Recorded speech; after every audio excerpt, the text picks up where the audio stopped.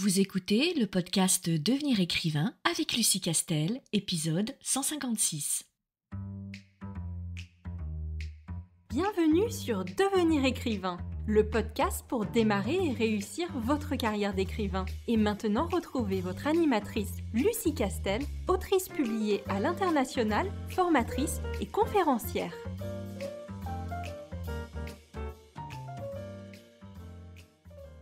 Bonjour, je suis ravie de te retrouver pour un nouvel épisode consacré, attention, roulement de tambour, au personnage archétypal de l'élu. Alors, c'est un sujet un petit peu particulier parce que je trouve que c'est peut-être l'un des personnages archétypaux les plus casse-gueule qui existent. Et j'en ai déjà parlé d'ailleurs sur notre compte Instagram LicarFR. Si jamais tu ne nous suis pas, je t'encourage à le faire. Je l'ai fait de façon humoristique et détournée, mais le fond du propos était le même. Et là, aujourd'hui, je vais te partager un peu les problématiques liées à ce personnage, tout en sachant que je ne suis pas du tout en train de dire qu'il ne faut pas du tout utiliser et actionner le personnage archétypal de l'élu qui serait raté dans 100% des cas et qui serait trop casse-gueule et on ne pourrait bâtir aucune histoire intéressante sur ce personnage de l'élu. Pas du tout, en fait. D'ailleurs, je suis assez bon public pour ce qui est des clichés en littérature et des personnages archétypaux. J'aime beaucoup les retrouver dans les différents romans et surtout, je trouve hyper intéressant le choix et l'angle d'attaque qu'utilise l'auteur pour justement s'attaquer à soit un cliché, un trope qui revient très régulièrement, donc un cliché littéraire ou un personnage archétypal. Donc vraiment pour le coup, moi ça marche presque toujours, tout ce qui est personnages archétypaux. Mais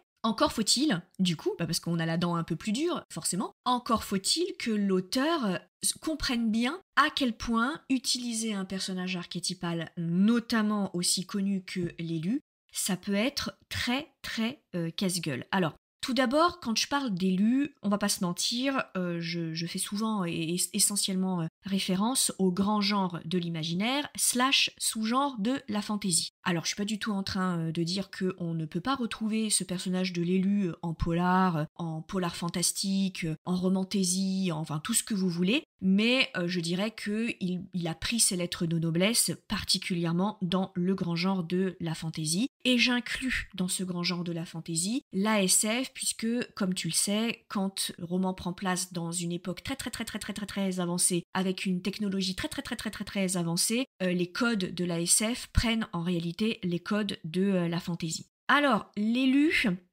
c'est typiquement le personnage qui a été désigné comme devant jouer un rôle très précis par des forces extérieures. Et ces forces extérieures, elles l'ont placé dans une posture qui doit l'amener à accomplir une mission. Et de cette mission dépend généralement la suite, le futur de tout un monde. Alors, on va la faire courte. En général, s'il réussit, tout le monde vit heureux dans un monde de pâquerettes et tout le monde s'en sort. Et si jamais il échoue, c'est le principe de on va tous mourir, le monde va sombrer dans les ténèbres. Et généralement, c'est la catastrophe.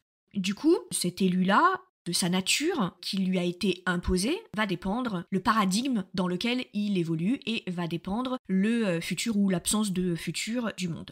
Qu'est-ce qu'on entend par personnage archétypal ? Le personnage archétypal, c'est un peu le même principe de construction qu'un trope, c'est-à-dire un motif narratif qui se répète. C'est un personnage dont la nature et la fonction se sont reproduites dans plusieurs romans, dans plusieurs décennies. Bref, suffisamment longtemps, du coup, pour qu'on puisse en conclure une série de caractéristiques, de qualités et de défauts qui sont directement attachés à ce type de personnage. Et typiquement l'élu, qui existe depuis quand même un certain nombre de siècles dans les romans d'aventure essentiellement, a fini par se reproduire suffisamment souvent avec suffisamment les mêmes caractéristiques pour qu'on puisse maintenant les lister assez facilement et surtout reconnaître ce personnage quand il arrive de façon assez facile.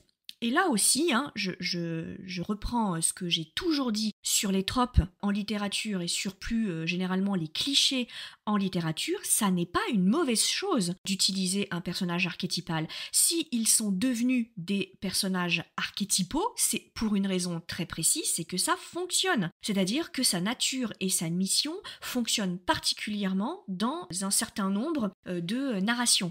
Donc, s'il est devenu archétypal, s'il est devenu classique, c'est pas pour rien. C'est parce qu'il a véritablement des qualités intrinsèques dont il est assez facile d'utiliser et qui servent dans n'importe quelle narration. Donc en soi, c'est pas une mauvaise chose d'utiliser un trope déjà bien connu, d'utiliser un motif narratif récurrent ou un personnage archétypal. C'est juste que il faut faire attention parce que autant on peut très facilement rater un personnage archétypal, ce qui est assez finalement drôle quand on y pense, parce que on pourrait se dire, je vois pas comment est-ce que je pourrais rater un personnage archétypal, parce que je sais exactement ce qui compose ce personnage archétypal, vu que on sait exactement quelle est sa nature, quelles sont ses caractéristiques majeures, et quel est son objectif, quel est son arc narratif, puisque c'est un personnage qu'on connaît bien et qui est archétypal. Du coup, on se dit assez naturellement, je vois pas trop comment est-ce que je pourrais le rater, puisque je sais ce que je dois faire avec ce personnage, et lui aussi, il sait ce qu'il a à faire. Eh bien, c'est tout le contraire, parce que autant un archétype fonctionne très bien, autant il fonctionne mal lorsqu'on se contente de copier-coller ses caractéristiques de base, sans y apporter une lecture un peu moderne et un peu personnelle, et qu'on se contente de plaquer dans son histoire l'entièreté des caractéristiques qui ont créé le personnage de l'élu, mais sans l'adapter à son propre univers, sans l'incarner en quelque sorte. Donc je me sers du vivier des tropes et des archétypes et des motifs narratifs qui existent, je les colle dans mon roman sans travail de réappropriation, et j'espère que ça va passer parce que je ne peux pas me planter puisque je sais ce qu'il est censé faire, l'élu, tout comme je sais ce que est censé faire un enquêteur, un magicien, un sage, un amoureux ou un comique de service. Et du coup, la problématique, elle est bien là. Il faut pas oublier que le métier d'auteur, c'est un vrai métier avec un vrai savoir-faire. Et ça n'est pas parce qu'on pioche dans l'histoire littéraire un certain nombre de tropes qui sont bien connus que nous, on ne doit pas faire le travail d'appropriation et d'incarnation. Je le dis très souvent et je le répète, tout a déjà été écrit. Donc l'originalité, elle est certainement pas dans les histoires qui sont développées, mais dans la façon qu'a l'auteur de s'approprier cette histoire et d'incarner cette histoire. On est bien d'accord qu'une histoire d'amour, une histoire de vengeance, une histoire de trahison, une histoire de révolte, une histoire de prophétie, tout ça a déjà été moult fois écrit.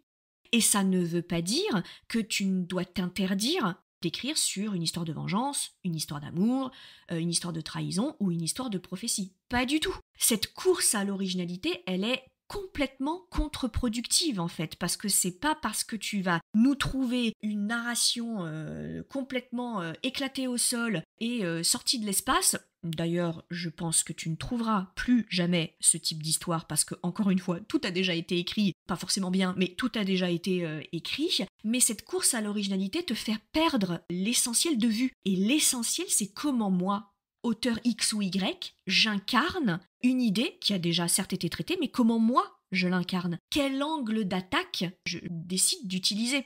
De quelle façon moi je décide d'incarner l'archétype de l'élu, l'archétype de la prophétie, l'archétype du roman d'initiation, comment j'incarne le roman de l'aventure intérieure, etc., etc. C'est ça qui fait le travail de l'auteur, c'est ça qui fait le talent de l'auteur, et c'est surtout ça qui fait l'originalité de l'auteur. Et donc, utiliser le personnage archétypal de l'élu n'est pas une mauvaise chose. En revanche, attention, il faut l'incarner et il faut être subtil dans son angle d'attaque. Du coup, je vais te parler des écueils à utiliser ce type d'élu et qui fait que souvent, malheureusement, quand il est maltraité, on passe à côté de la narration et de l'histoire en fantasy, de l'aventure épique. Et moi, je vois essentiellement deux écueils au personnage de l'élu. Le premier écueil, c'est la facilité, et je vais la développer. Et le deuxième écueil, c'est le caractère infaillible de l'élu. Alors le premier écueil, c'est la facilité. Alors attention, c'est pas la facilité là où on pourrait le penser. La facilité, on pourrait se dire, oui, c'est d'utiliser le personnage archétypal de l'élu qui a déjà été vu et revu et re-revu et re-revu. C'est pas là qu'elle est la facilité, c'est pas là qu'elle se trouve. La facilité, c'est dans la nature même de l'élu. Et pourquoi ? Parce que l'élu est élu sans rien faire. Il est élu. Il a été désigné par des forces extérieures comme étant l'élu. Alors certes, bien sûr, il peut toujours se planter, mais alors s'il se plante, c'est d'autant pire, du coup. Mais sa nature d'élu, elle lui est accordée d'office. Il ne fait rien pour être un élu, puisqu'il est un élu. La définition même de l'élu, c'est que malgré lui, envers et contre tout, ce personnage a été désigné par des forces qui lui échappent complètement, comme étant celui qui devait porter la mission de l'élu. Et le pauvre, il n'a pas le choix. Il doit s'y coller parce que une marque sur son corps, / une date de naissance, / un endroit où il est né, / des parents en particulier, / une prophétie, / une malédiction, / ce que tu veux, mais il n'a rien fait pour être l'élu. Donc, de base, ça rend le personnage très facile, du coup. Parce que on n'est pas élu parce qu'on transcende sa nature. On n'est pas élu parce que on fait quelque chose d'extraordinaire qu'on n'était pas censé faire et qu'on ne devait pas faire en fait. Et on est élu parce que c'est ça le principe de l'élu. On est élu parce que. Et du coup ça rend le personnage très facile. Et c'est compliqué du coup de faire de ce personnage un personnage dont on aime suivre les aventures et dont on se dit waouh. Waouh, il est parti de tellement loin, elle est partie de tellement loin, elle n'aurait jamais dû être là où elle se trouve à la fin. Elle n'aurait jamais dû ou il n'aurait jamais dû compter dans le monde.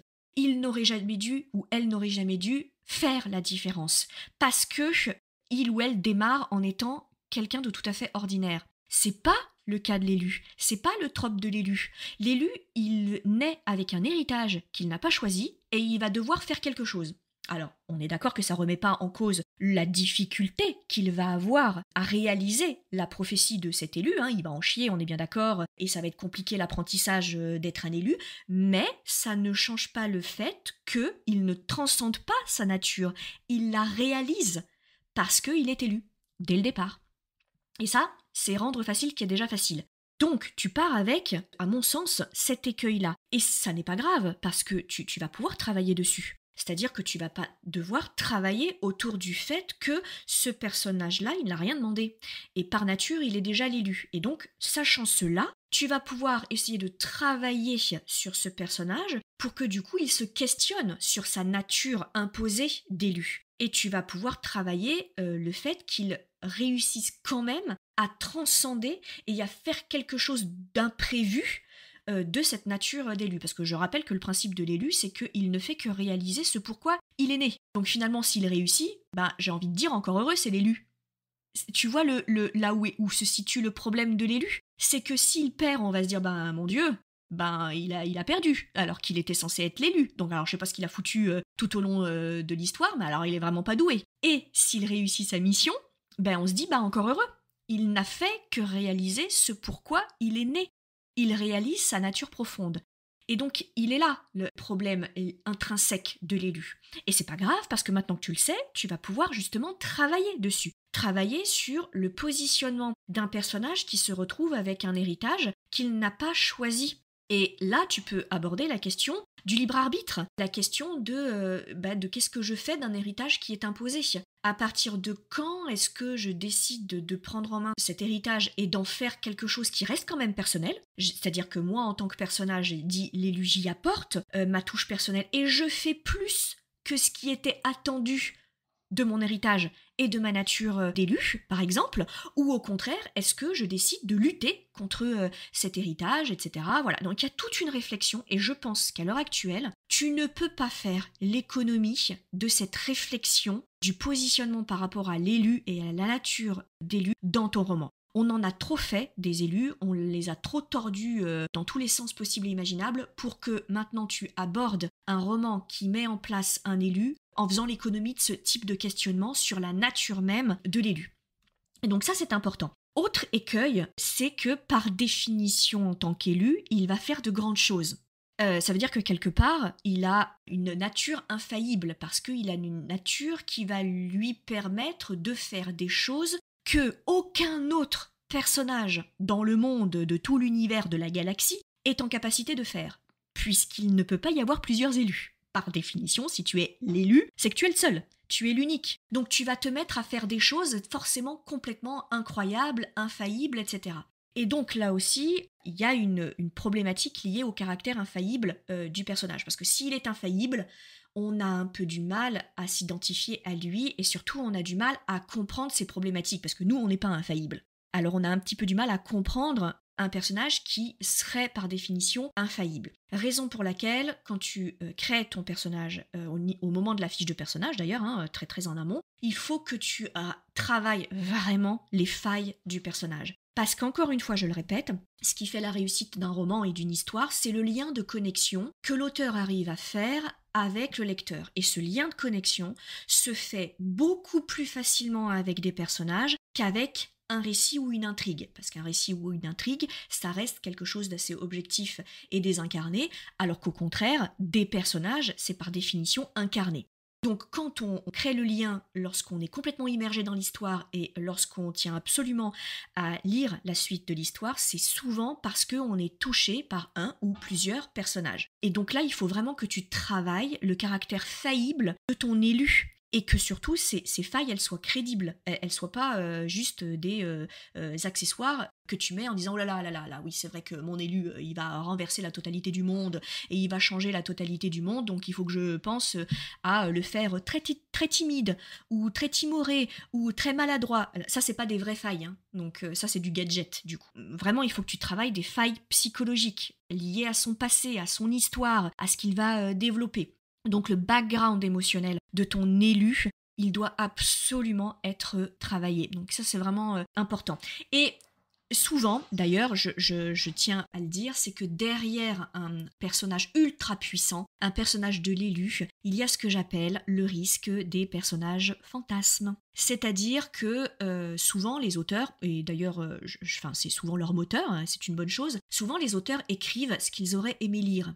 C'est un peu ce qui les pousse d'ailleurs à écrire. Et souvent, du coup, on met dans nos romans un peu de nos fantasmes. Et c'est une bonne chose, du coup, évidemment, puisque ça fera de notre histoire quelque chose de totalement unique, parce qu'il n'y a personne d'autre que moi qui possède mes propres fantasmes. Donc c'est une bonne chose d'avoir des fantasmes. Sauf que les fantasmes, c'est bien à partir du moment où ils ne se réalisent pas. Ils n'ont pas vocation à se réaliser. Et donc, ce que j'appelle les romans où les personnages fantasmes, c'est quand l'auteur surinvestit un personnage et lui colle absolument toutes les qualités fantasmées, merveilleuses, parfaites, que lui aurait aimé avoir peut-être, ou un personnage qu'il aurait aimé rencontrer, par exemple.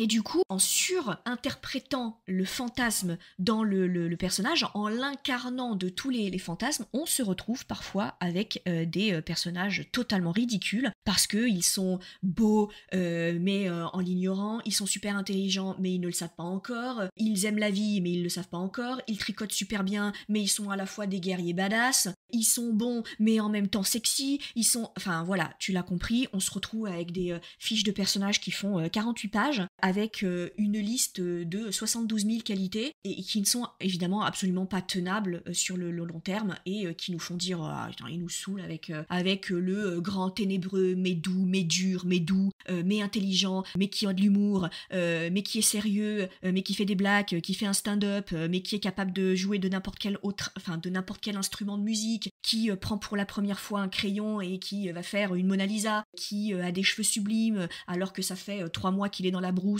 et qui s'est pas lavé, mais il a quand même une cascade de cheveux douce, comme s'il venait de prendre la pluie. Non mais enfin voilà. Et j'exagère à peine, hein, parce qu'il m'est déjà arrivé de le lire dans certains romans. Bref, garde ça en mémoire. Évidemment que ton élu aura un côté infaillible, parce que c'est un élu, hein, donc au moment où il va faire son truc d'élu, il aura ce côté évidemment infaillible, mais tout au long de ta progression d'intrigue, veille à la subtilité, à la nuance, à l'épaisseur, à la complexité. Ça, c'est vraiment important. Et ces deux écueils-là sont importants.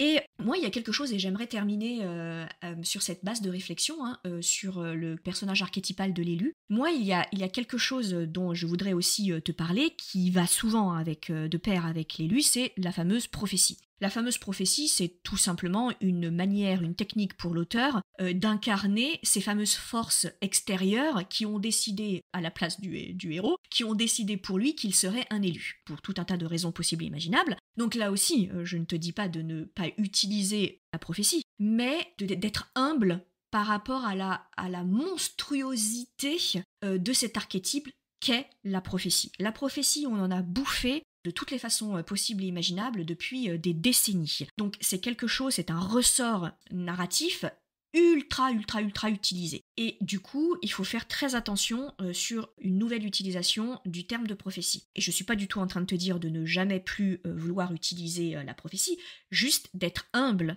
face au monstre sacré qu'est l'archétype narratif de la prophétie. Et justement, moi je trouve qu'il y a une chose très intéressante à étudier et à mettre en place dans un roman de fantasy qui met en place la prophétie, parce qu'elle a, je trouve, pas été assez utilisée, c'est ce qu'on appelle en narration la prophétie autoréalisatrice. Et je vais te donner un exemple tout simple, tu vas comprendre. Je vais te prendre comme exemple le film Willow. Et là, on est complètement dans ce qu'on appelle une prophétie autoréalisatrice. Et ça, c'est intéressant. Willow, l'histoire, pour le coup, l'élu, c'est un bébé. Et cet élu, quand elle va grandir, cette jeune fille, parce que c'est un tout jeune bébé, mais cette jeune fille, elle va développer suffisamment de pouvoir, etc., pour être la seule à pouvoir battre une méchante sorcière. Méchante sorcière, évidemment, qui connaît parfaitement cette prophétie, bien sûr, qui a décidé à la base de éradiquer la totalité des bébés qui ont une marque, parce que bien sûr, prophétie, qui dit prophétie, dit qu'il faut quand même qu'on reconnaisse l'élu d'une façon ou d'une autre, dès sa naissance la plupart du temps. Donc on lui colle une marque, donc là le bébé a une marque, donc bref, comme classiquement, elle tue absolument tous les bébés qui ont des marques dans le doute, sauf la bonne, qui s'en tire. Et tout le principe de ce film, c'est que c'est un groupe de personnages ont pour mission de protéger cet élu pour que cet élu puisse accomplir son job qui est d'éradiquer la méchante reine qui plonge le monde dans les ténèbres. Et là, ce qui est intéressant, c'est que en fait, tout au long du film, en fait, le bébé, c'est pas lui qui fait, alors que c'est lui qui est censé faire, puisque c'est le bébé qui est l'élu. C'est en fait tous les personnages qui s'agrègent autour de ce personnage de l'élu, qui croient suffisamment au caractère de cet élu, du coup qui ont véritablement la foi, parce que je rappelle que le bébé, tout au long du livre, ne produit quasiment aucun miracle, mais c'est la foi des personnages autour qui se persuadent que ce bébé va les sauver d'un monde qui plonge dans les ténèbres, qui vont se mettre à réaliser des choses incroyables, qui vont donc transcender leur nature, alors que eux ne sont pas du tout les élus, et en transcendant leur nature, vont participer à la destruction, d'ailleurs beaucoup plus que le bébé, vont participer à la destruction du mal. Et je trouve que typiquement, l'arc narratif de la prophétie auto-réalisatrice est une façon très moderne et subtile d'utiliser l'arc narratif de la prophétie. C'est un exemple, il y en a d'autres, mais tout ça pour te dire que ce n'est pas que tu dois oublier d'écrire des histoires sur des élus et avec une prophétie, parce que c'est toujours aussi intéressant de le faire, et moi je comprends totalement qu'en tant qu'auteur, on a envie d'écrire son histoire d'élu et son histoire de prophétie, c'est juste que sache que ce sont des archétypes compliqués à utiliser, et que donc il faut que tu sois humble face à ces monstres sacrés que sont l'élu et la prophétie, et que tu dois, dès le départ, quand on est au stade du travail préparatoire de ton roman, et quand tu vas commencer à réfléchir au plan, aux personnages, aux différentes scènes, aux différents rebondissements, dis-toi toujours, je suis humble face à ces grands archétypes que sont l'élu et la prophétie, donc j'essaye de me demander par quel angle d'attaque, qui me serait tout à fait personnel et singulier, je peux incarner cet élu, ce personnage archétypal de l'élu et de la prophétie. Voilà, j'espère que cette réflexion autour de cette question passionnante de l'élu, qui a quand même en grande partie défini et fondé les contours du grand genre de la fantasy, t'aura un peu intéressé, et surtout t'aura donné matière à une propre réflexion, si toi aussi tu es dans le cas de vouloir écrire ou d'écrire déjà une histoire qui met en place un élu avec une prophétie. Je te dis à très très vite pour un nouvel épisode de podcast. Si tu veux apprendre à écrire un roman de qualité professionnelle et séduire les éditeurs, si tu veux qu'une équipe complète de professionnels t'accompagne dans ce projet, tu dois rejoindre Devenir écrivain, projet best-seller. C'est la formation la plus complète et individualisée pour t'aider à concrétiser ton rêve d'écriture. Inscris-toi sur licar.fr/formation, licares.fr/formation pour avoir toutes les informations. Beaucoup de nos anciens stagiaires réalisent actuellement leur rêve d'être écrivain professionnel, alors toi aussi, rejoins-les sur licar.fr/formation.